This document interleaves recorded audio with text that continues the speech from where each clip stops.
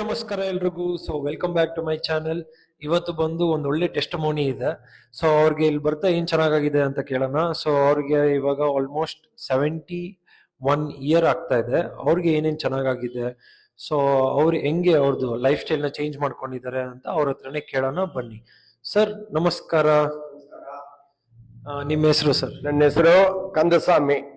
So ನೀವು ಬಂದು ನಮ್ ನ್ಯೂಟ್ರಿಷನ್ ಕ್ಲಬ್ ಬರ್ತಾ ನಿಮ್ಗೆ ಏನೇನ್ ಚೆನ್ನಾಗಿದೆ ಮತ್ತೆ ಎಷ್ಟು ಕೆಜಿ ವೆಯ್ಟ್ ಲಾಸ್ ಆಗಿದೆ ಅಂತ ಹೇಳಿ. ನನಗೆ ಮಂಡಿ ನೋವು ಅಂತ ಬಂದಿದ್ದು. ಈಗ 5 ತಿಂಗಳಲ್ಲಿ ವೆಯ್ಟ್ ಲಾಸ್ 25 kg ಆಗಿದ್ದೀನಿ.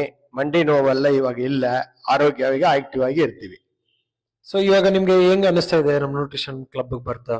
ಚೆನ್ನಾಗಿರ್ತದೆ, ನನಗೆ ಒಳ್ಳೇದಾಯ್ತು, ಚೆನ್ನಾಗಿರ್ತೀವಿ ನಾವು ಎಲ್ಲ ಆಕ್ಟಿವ್ ಆಗಿರ್ತೀವಿ. ಏನ್ ಪ್ರಾಬ್ಲಮ್ ಇಲ್ಲ. ಇವಾಗ ಮೈನಲ್ಲಿ ಏನ್ ಪ್ರಾಬ್ಲಮ್ ಇಲ್ಲ, ಚೆನ್ನಾಗಿರ್ತದೆ.